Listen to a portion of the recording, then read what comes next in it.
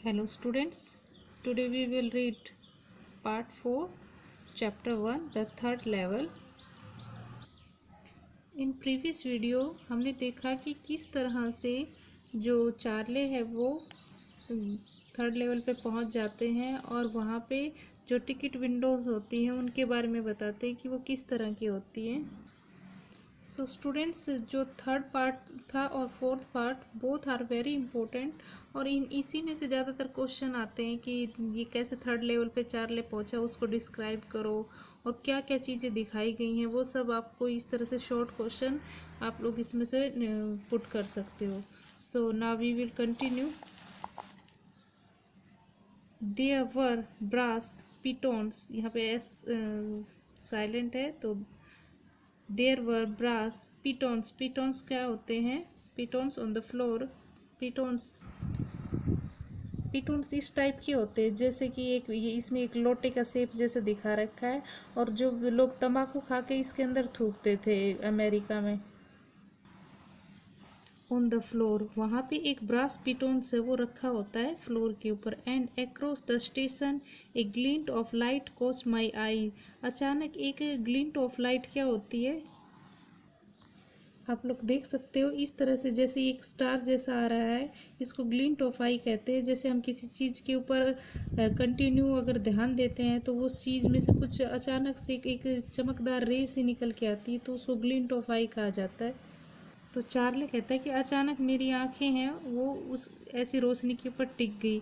A man was pulling a gold watch from his waist pocket. एक आदमी है वो अपनी पॉकेट से क्या निकल रहा है? एक गोल्ड वॉच निकाल रहा है। वो गोल्ड वॉच कुछ जो पुराने टाइम की है, 18th सेंचुरी की बात हो रही है, तो पुराने टाइम में वो अभी वॉच हम लोग हाथ पे रखते हैं लेकिन वो इस तरह से हैंड पॉकेट एक वो वॉच है वो पॉकेट में रखते थे तो वो वॉच कुछ इस तरह से दिखती थी। इस तरह से रखा जाता था पॉकेट को, पॉकेट के अंदर वॉच को रखा जाता था। और वो मैन है वो उस वॉच को बाहर निकालता है। He snapped open the cover, और उस वॉच का कवर ओपन करता है। Glance at his watch and from, वो ग्लैंस मीन्स होता है एक मतलब टकटकी लगा के उस वॉच को देखता है और फिर क्या हो जाता है? फ्रॉन्ड हो जाता है। फ्रॉन्ड मतलब होता है कि कुछ अगर हम लोग कहीं जाते हैं और फिर टाइम देखते हैं तो अगर लेट हो जाता है और वो जो सिचुएशन होती है थोड़ा सा उसका जो फोरहेड उसमें रिंकल्स जैसा पड़ जाता है, तो वो आदमी है वो अपनी उसको ओपन करता है वॉच को, वॉच के कवर को, और उसको वो उसमें टाइम देख के थोड़ा परेशान हो जाता है। ही वोर ए डर्बी हैट, उसने एक डर्बी हैट पहनी हुई है। डर्बी हैट कैसी होती है? ये जो मैन है इसने जो हैट पहन रखी है ये वाली, इसको डर्बी हैट कहा जाता है। ये जो थोड़ी लॉन्ग होती है ये डर्बी हैट होती है। डर्बी हैट पहन रखी है। ए ब्लैक 4 बटन सूट, और एक ब्लैक कलर का सूट पहन जिसमें 4 बटन है विद टाइनी लेपल्स। टाइनी लेपल्स, लेपल्स ये होते हैं जैसे इस पिक्चर में देखिए जो कोट होते हैं ना उनकी इस तरफ से जो कॉलर मुड़े होते हैं उनको लेपल्स कहा जाता है। इस तरह से कॉलर मुड़े हुए ये लेपल्स कहते हैं। और उसके लेपल्स भी बिल्कुल छोटे थे।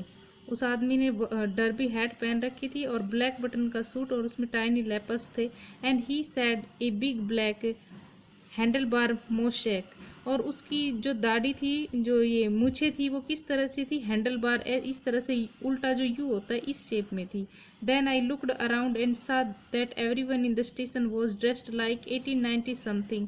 लेकिन वही आदमी इस तरह से नहीं था। मैंने जब अपनी चारों तरफ नज़र घुमाई तो देखा कि वहाँ पे सभी लोग इसी ड्रेस में थे। I never saw so many beards, sideburns and fancy moustache in my life. मैंने इस तरह की बियर्ड वाले, मैंने बहुत सारे लोग देखे लेकिन इस तरह की बियर्ड्स वाले और साइड बर्न्स किस टाइप की ये दाढ़ी होती है, ये इस टाइप की होती है। ये इस जो मैन की जो दाढ़ी है जो यहाँ से यहाँ तक फैली हुई है इसको साइड बर्न्स कहा जाता है। Clear? Fancy moustache in my life. Charley कहते हैं कि आई never saw so many beards, मैंने कभी इस तरह की बियर्ड्स वाले साइड बर्न्स और फैंसी मोस्चक वाले लोग अपनी लाइफ में नहीं देखे। A women walked in through the train gate. थोड़ी देर में एक औरत आती है जो ट्रेन के गेट में से निकल के आती। She wore a dress with leg o mutton sleeves. अब लेग ऑफ मटन स्लीव्स कैसी होती हैं? देखिए इस टाइप की जो स्लीव्स होती हैं ये वाले, इनको लैग ऑफ मटन स्लीव्स कहा जाता है, जो ऊपर से थोड़े खुली नीचे से जाके एकदम नैरो हो जाती है, तो इनको लैग ऑफ मटन स्लीव्स कहा जाता है। And skirt to top of her high button shoes, और उसकी स्कर्ट है, उसके उसकी स्कर्ट है वो उसके हाई बटन शूज से ढकी हुई है। Back of her out on the tracks, जब वो कहाँ से आती है, पीछे से, जो आउट ऑन द ट्रैक्स के। I caught a glimpse of a locomotive. Locomotive क्या होता है, जो कोयले से बनी हुई ट्रेनें होती जो पुराने टाइम में चलती थी, 18th सेंचुरी की बात हो रही है, तो वहाँ पे लोकोमोटिव ट्रेन ही चलती थी। A very small courier and eaves, courier and eaves क्या होता है, ये इसका जो अमेरिका है वहाँ पे कुरियर एंड ईव्स उसको बोला जाता है, जिस तरह से हमारे इंडिया में बोला जाता है, जिस तरह से हम इंडियंस को बोलते हैं ना कि कोई हमें बहुत ही पुरानी चीज़ के बारे में बताना हो, कि ये चीज़ तो आदम के ज़माने की, मतलब बहुत पुरानी है, इसीलिए ये कुरियर एंड ईव्स का यूज़ भी वहाँ पे किया जाता है किसी पुरानी चीज़ को बताने के लिए। यहाँ पे चार्ले है, वो जो लोकोमोटिव ट्रेन को जो कोयले से चलती है उसको देखते ही बोलते हैं कि ये तो बहुत स्मॉल है, और कुरियर एंड ईव्स है जैसे कि आदम के ज़माने की है। Locomotive with funnel shape stack, funnel shape stack मतलब होता है जिस उसमें से धुआं निकलता रहता है, और ऐसे लगती है जैसे कि कोई चिमनियों में से धुआं निकलता है वैसे चल रही हो। एंड देन आई नो, अब चार्ले कहता है कि वो अब सब जान चुका है, उसने सब कंफर्म कर लिया है ये सब देखने के बाद कि वो कहाँ 80-90 के आसपास पहुंच चुका है। To make sure I walked over to a newsboy and glanced at the stack of papers at his feet. अब वो इस बात को श्योर करने के लिए थोड़ा आगे जाता है, और एक न्यूज़पेपर बेचने वाला बॉय होता है उसके पास जाके, उसके पास एक stack of papers as at his feet, उसके पैरों के पास न्यूज़पेपर का एक बंडल पड़ा होता है। It was the world, newspaper का नाम क्या है याद रखना students, it was the world. And the world hasn't been published for years, कि ये जो न्यूज़पेपर ये तो बहुत सालों से मतलब चालू ही नहीं किया है, ये बहुत सालों से इसको पब्लिश ही नहीं किया गया है। The lead story said something about president Cleveland, और वो बताता है कि जो ये फ्रंट पेज पे जो स्टोरी है वो तो प्रेसिडेंट क्लीवलैंड के बारे में है। वो लीड स्टोरी किसकी है, president Cleveland. I have found that front page since in the public library files and it was printed June 1894। वो देखता है कि बताता है कि इस तरह का तो मैंने पब्लिक लाइब्रेरी में ही देखा है, लेकिन थोड़ी देर में क्या देखता है, एंड इट वाज प्रिंटेड जून 11 1894, की जो न्यूज़पेपर है उसके ऊपर तारीख लिखी होती है, डेट लिखी होती है, जिस पर लिखा होता है 11 जून 1894। तो इस बात से वो श्योर हो जाता है कि ये न्यूज़पेपर है ये 18th सेंचुरी का है। इस तरह से उसने श्योर कर लिया है कि वो अब उसने अपनी टाइम ट्रेवलिंग कर ली है, और अब वो 1894 में पहुंच गया है। I turned toward the ticket window, knowing that here on the third level at Grand Central I could buy tickets that you take Louisa and me anywhere in the United State we wanted to go. अब है वो turn करते हैं ticket window की तरफ, और third level पे होते हैं, और वो टिकट खरीदते हैं किसके लिए, अपने लिए और अपनी पत्नी लुइजा के लिए 2 टिकट्स खरीदते हैं। And me anywhere in the United State we wanted to go, और वहाँ से जो ट्रेन है वो यूनाइटेड स्टेट की हर एक कोने में जाती है जहाँ पर वो लोग जाना चाहते हैं। इन द ईयर 1894, कौन से साल में, 1894 में। And I wanted two tickets to Galesburg Illinois, और वो टिकट लेके वो कहाँ जाना चाहते थे, गैल्सबर्ग में, जो उनका एक स्टेट है, कहाँ, इलिनॉइस, एक चार्ले है वो इलिनोसिस एक स्टेट है, वहाँ पे गेल्सबर्ग इलाके में जाना चाहता था। Have you ever seen there, it's a wonderful town still with big old frame houses, huge lawns and tremendous trees whose branches meet overheaded and roof of the streets.